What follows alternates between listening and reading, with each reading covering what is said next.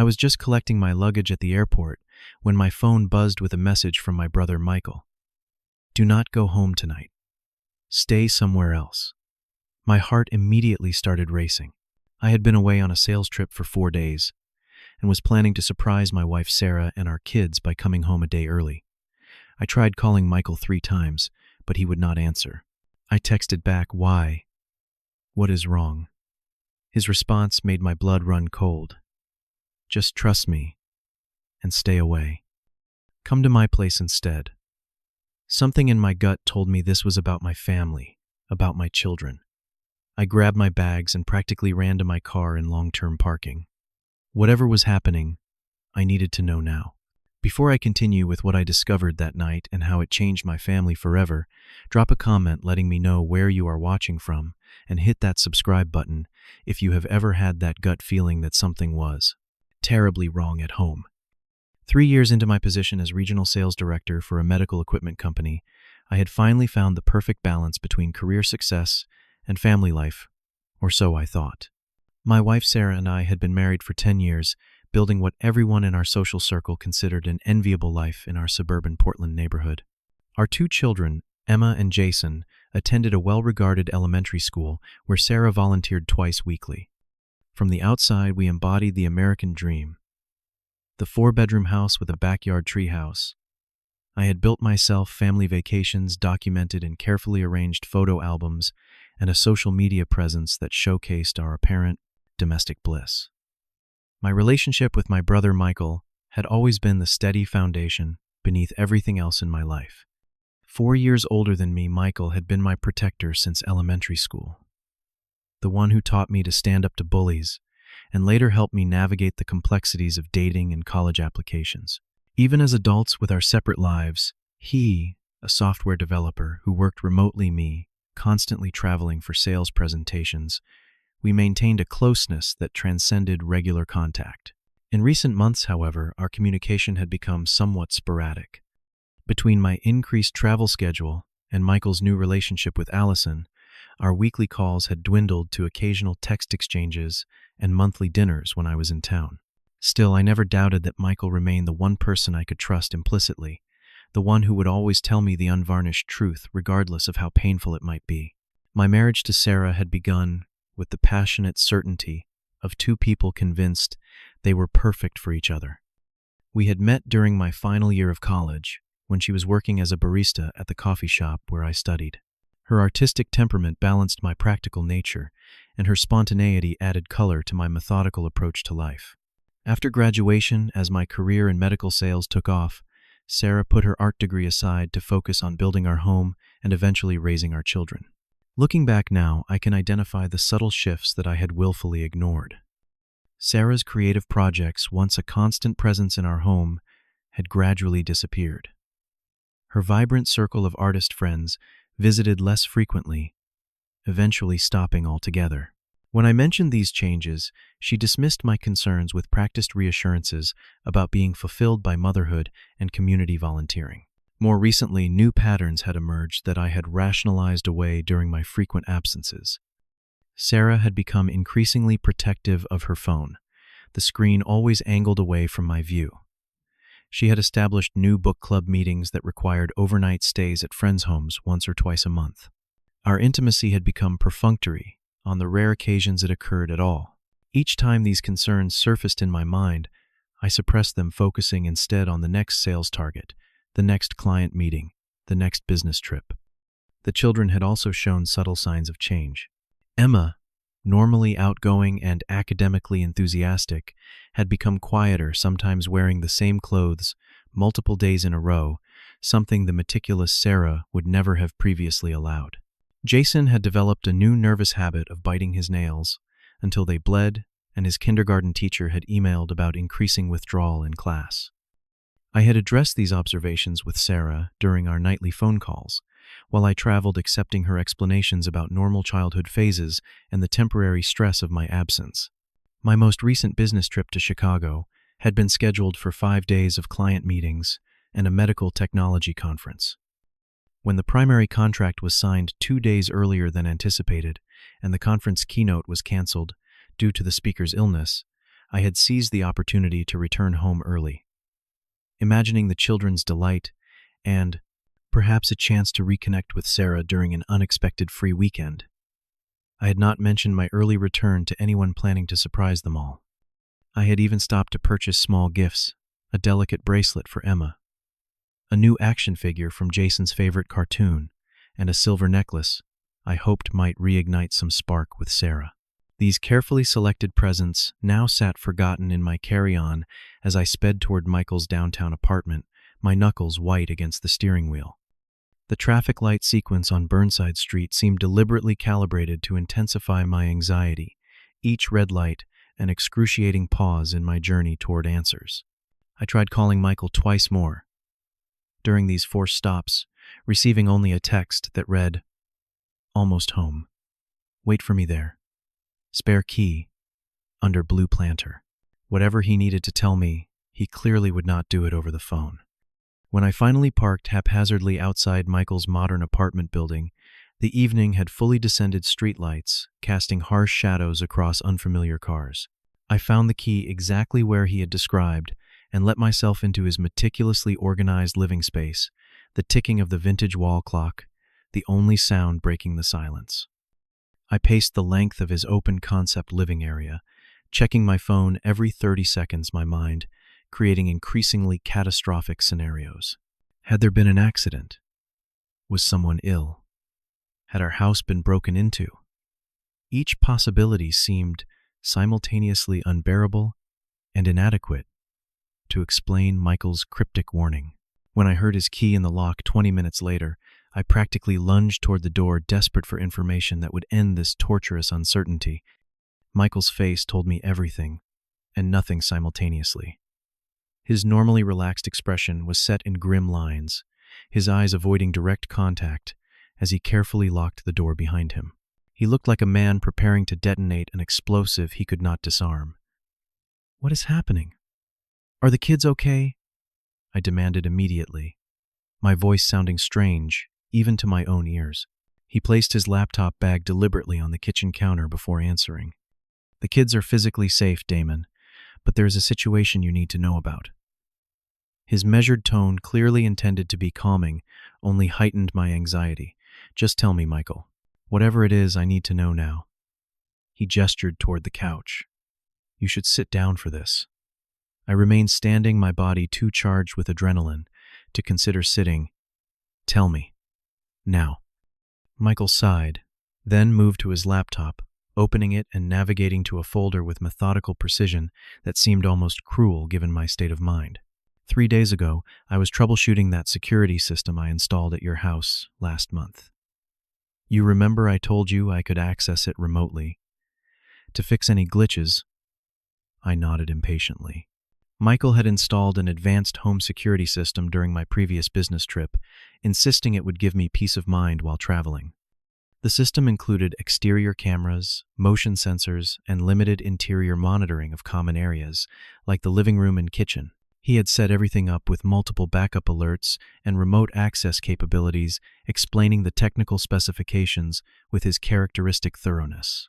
I got an alert about unusual activity, multiple entries at odd hours when the system should have been armed. I checked the footage to make sure it was not a false alarm. He paused visibly, struggling with how to continue, and I prompted, my mouth dry. "Sarah has been bringing people into your house, Damon. Strangers. Multiple different men, sometimes more than one at a time." The statement hung in the air between us, its implications not fully penetrating my comprehension. "What do you mean, bringing people?" "Like friends.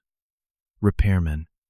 Michael's expression tightened with discomfort and something like anger. "Not friends or repairmen. These are men she appears to have met online. They come late at night, sometimes when you are away, sometimes when you are supposedly working late.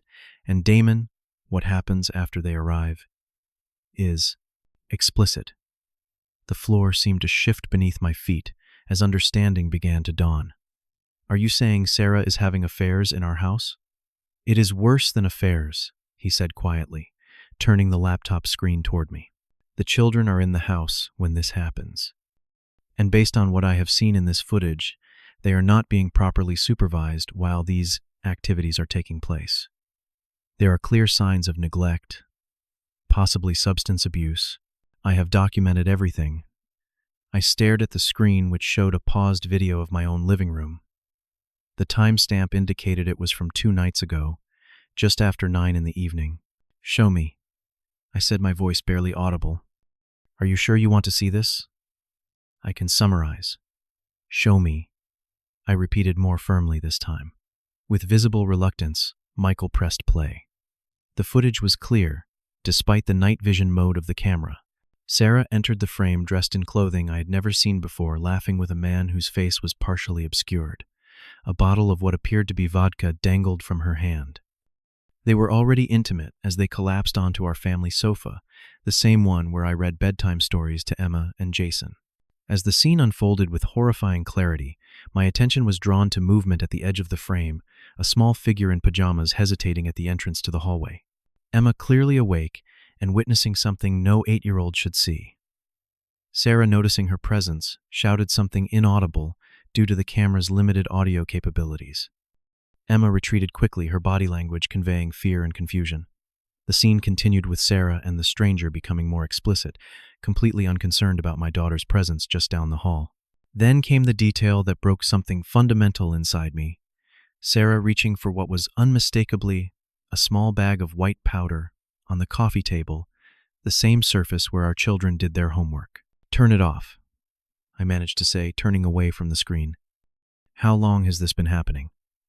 How many times Michael closed the laptop, his face a mask of controlled anger.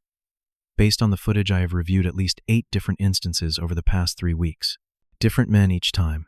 Sometimes when the kids are asleep, sometimes when they are clearly awake and unsupervised. I have seen Emma trying to care for Jason, making him sandwiches while these activities are happening. The magnitude of the betrayal was staggering, but my immediate concern crystallized around my children. The kids. We need to get them out of there now. My mind raced through possibilities, each more unthinkable than the last. "Do you think they are in immediate danger? Should we call the police?" "Child Protective Services." Michael placed a steadying hand on my shoulder. "I have already consulted with Allison's sister. She is a family law attorney. We need to document everything properly before making any moves. If we call the police without a clear plan, this could become even more traumatic for Emma and Jason." His words penetrated the fog of my shock. Michael had already been thinking strategically, while I was still processing the basic reality of the situation. What did the attorney recommend? "She is on her way here now. We need to establish a record of everything, file for emergency custody, and approach this carefully. Sarah is still their mother, and rushing in without legal protection could backfire terribly." I paced the length of the apartment, fury and fear battling for dominance. My children are in a house with a stranger and a mother who is using drugs and having sex in front of them, and we are talking about documentation. "Listen to me," Damon Michael said, firmly blocking my path to the door. "I understand you want to rush in there right now. I do too. But if we do this wrong, Sarah could turn this against you. We need to be smart about how we protect Emma and Jason for the long term. Not just tonight." The logic of his argument gradually penetrated my emotional haze. "How soon can we move on? This Allison's sister will be here in 20 minutes with the necessary paperwork. We will file for emergency custody first thing in the morning when the court opens. In the meantime, we document, prepare, and make sure when we go in we do it right." As the initial shock began to transform into focused determination, I sank onto the couch, suddenly aware of the physical toll the past hour had taken. "Thank you," I said quietly, "for watching out for them when I could not." Michael nodded, his expression softening slightly. "They are my niece and nephew. I would do anything to protect them." He hesitated before adding, "And you should know. Based on what I have seen, this is not a one-time lapse in judgment. Sarah has been systematically deceiving you, possibly for months." As we waited for the attorney to arrive, Michael showed me additional clips he had saved Sarah, leaving the children alone late at night. Evidence of strangers in various states of undress, moving freely throughout our home. Emma attempting to quiet a crying Jason, while their mother was clearly impaired in the next room.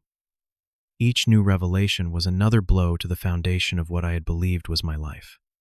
By the time Allison's sister Rachel arrived with a portfolio of legal documents and a compassionate but professional demeanor, my shock had hardened into resolve.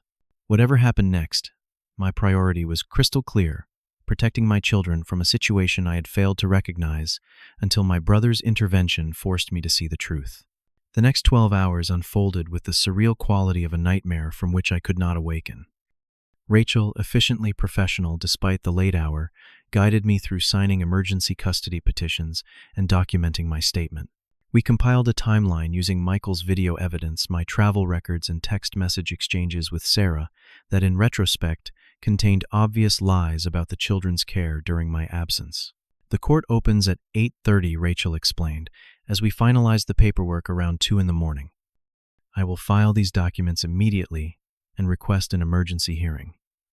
Given the evidence we have, there is a strong possibility the judge will grant temporary sole custody pending a full investigation.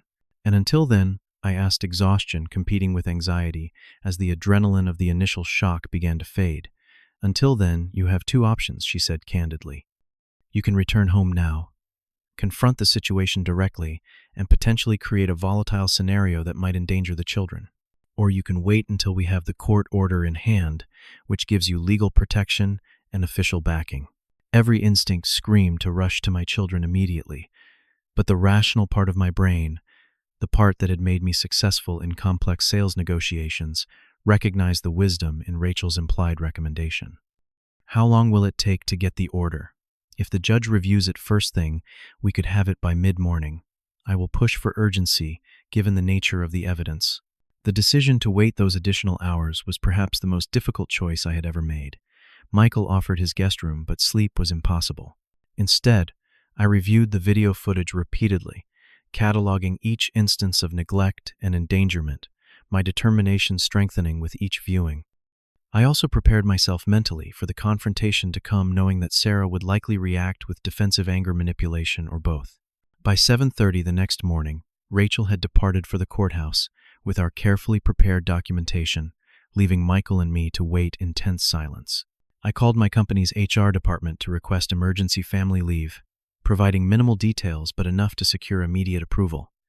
Michael contacted a locksmith who specialized in emergency services, arranging for them to meet us at my house after we received the court order. At 10:17, Rachel called with the news we had been waiting for. "The judge has granted emergency temporary custody and exclusive use of the family home," she reported. "The sheriff's department has been notified and can provide an escort if you anticipate resistance." The order also prohibits Sarah from removing any children or significant assets from the premises. With the legal protection now in place, we implemented the carefully considered plan. Michael would accompany me to provide both emotional support and an additional adult witness. The locksmith would meet us there to immediately change the locks after Sarah's departure. We had also arranged for a female social worker recommended by Rachel to be present, ensuring another professional perspective if the situation escalated. The drive to my own house felt like an approach to a stranger's residence. The familiar streets and landmarks of my neighborhood seemed altered somehow, as if the revelation about my home life had changed the very geography of my surroundings. As we pulled into the driveway, I noticed Sarah's car was present, but no others, a small mercy, given what might have awaited us. The social worker, Linda, arrived moments after we did, her calm demeanor and clear experience with similar situations providing a steadying influence. "Let me take the lead initially," she suggested. "Sometimes, having a neutral third party can help diffuse the immediate reaction." With the court order in hand and supporters flanking me, I used my key to enter my own home for what felt like the first time. The living room, the same one I had witnessed being desecrated in the security footage, appeared deceptively normal, though with the subtle signs of neglect I had failed to notice during my brief periods at home between trips. Toys scattered across the floor, unwashed dishes piled in the sink, visible from the entryway, laundry draped over furniture instead of being properly stored. Sarah appeared from the kitchen, her initial expression of surprise at my early return quickly morphing into defensive hostility when she registered Michael's presence and the unfamiliar woman beside me. "What is this? Why are you home early?" Who is she? The rapid-fire questions had an aggressive edge that I now recognized as her typical deflection strategy. Sarah, my name is Linda Mercer. I am a family advocate with Child Protective Services. The social worker began, her tone professional but non-confrontational. Mr. Wilson has been granted emergency temporary custody of Emma and Jason by the court this morning. I am here to facilitate a smooth transition and ensure the children's well-being during this process. Sarah's face transformed through a series of emotions: shock, anger, calculation, and finally, an attempt at wounded innocence. What are you talking about? What lies has he been telling? This is ridiculous. There are no grounds for something like this. I found my voice surprisingly steady despite the turmoil within.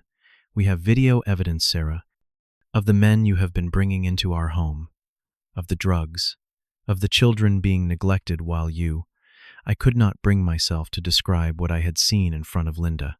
You have been spying on me. Sarah's strategy shifted instantly to indignation. Invading my privacy with cameras. No court will. The security system was installed with your knowledge, Michael interjected calmly, for the family's protection, which is exactly how it has been used to protect Emma and Jason. As if summoned by their names, my daughter appeared at the hallway entrance, her small face lighting with genuine joy at seeing me. Daddy, you are home early.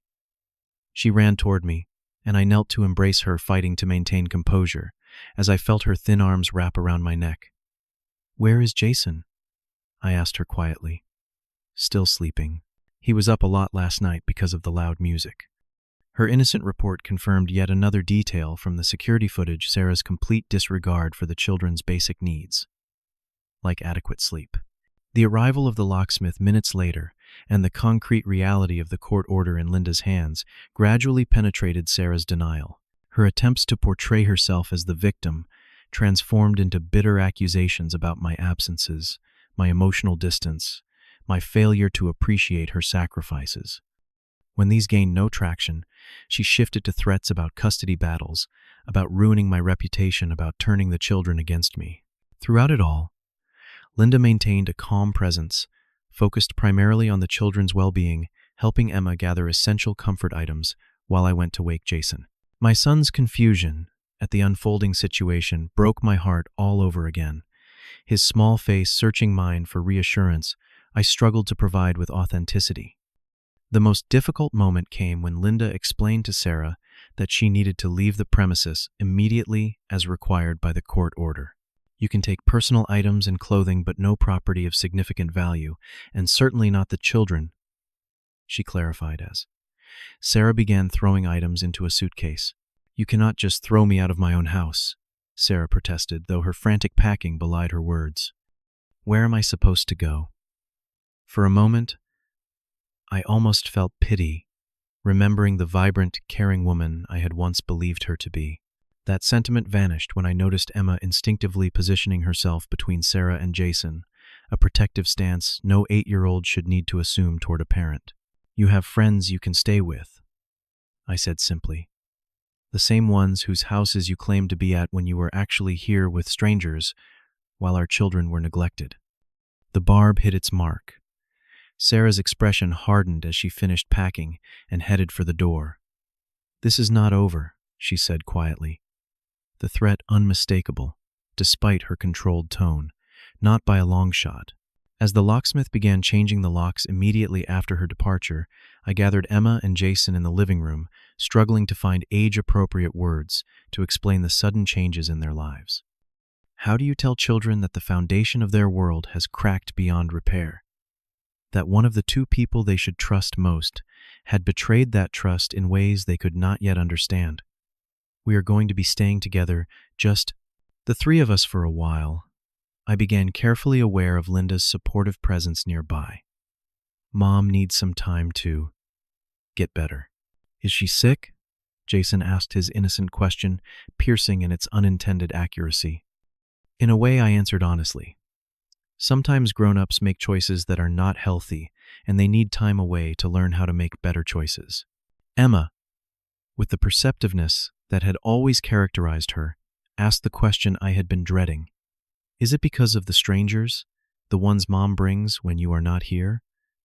The confirmation that my children had indeed been aware of what was happening struck me with fresh pain.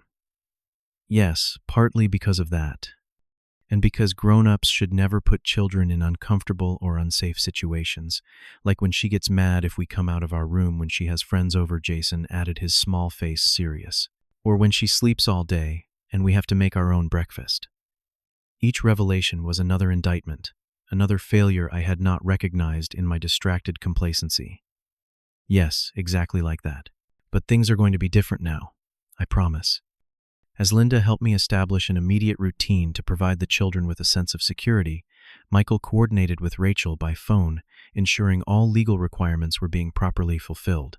By evening, when Linda departed with assurances of continued support through the family court system, a fragile new normal had begun to take shape in the household, one built on the ruins of what I had once believed was a happy family. 6 months have passed since that day, each week, bringing new challenges but also gradual healing. The initial emergency custody order has been extended repeatedly as Sarah's behavior during supervised visitation continues to raise concerns. The formal investigation revealed issues even more extensive than I had initially discovered: evidence of long-term substance abuse, financial impropriety, including credit cards opened in my name, and disturbing connections to individuals with criminal records who had been in our home with the children present. The path forward has not been easy for any of us. Emma and Jason attend weekly therapy sessions with a specialist in childhood trauma, working through confusion, anger, and grief that no child should have to experience. I have adjusted my work schedule, permanently transitioning to a position with minimal travel and flexible hours that allow me to be present for school drop-offs, soccer practices, and the mundane daily moments that I now recognize as precious. Our home has been thoroughly transformed, both physically and emotionally. Rooms have been repainted, furniture replaced, and new traditions established to create distance from painful associations. Friday movie nights, Saturday morning pancake breakfasts, and Sunday afternoon park adventures have become the reliable rhythm of our new family dynamic. The security system remains, though now it represents protection rather than surveillance. Michael's role in our lives has deepened significantly.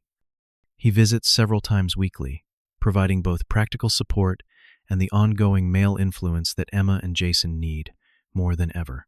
His willingness to be present during the hardest moments, the tearful questions about when mommy is coming home, the nightmares that still occasionally disturb their sleep, has proven the depth of his commitment to our family's healing. The legal proceedings continue their slow progression through the family court system. Sarah has cycled through periods of apparent remorse and aggressive counter-accusations, her behavior during mandated drug testing and psychological evaluations, undermining her case for restored custody. I take no pleasure in her struggles, recognizing that my children will always carry the complicated reality of having a mother who failed them so fundamentally. What keeps me grounded through this ongoing challenge is the visible evidence of Emma and Jason's resilience. Emma's academic performance, which had begun to suffer significantly, has returned to her previously enthusiastic engagement. Jason's nervous habits have diminished as security and routine have been restored to his daily life. Their laughter, absent during those first difficult weeks, now regularly fills our home again. I have learned painful lessons about vigilance, about the danger of comfortable assumptions, and about the courage required to rebuild from devastation. The career that once seemed all-important now occupies its proper place in my priorities. The superficial social connections that characterized our previous life have been replaced by fewer but deeper relationships with people who have demonstrated genuine support during our family crisis. Most importantly, I have discovered reserves of strength. I never knew I possessed the capacity to sit with my children's pain without trying to minimize it. The patience to answer difficult questions honestly, but appropriately, the determination to create safety and stability, no matter what obstacles arise. Each day brings new challenges, but also new moments of connection and healing that would not have been possible had the painful truth remained hidden.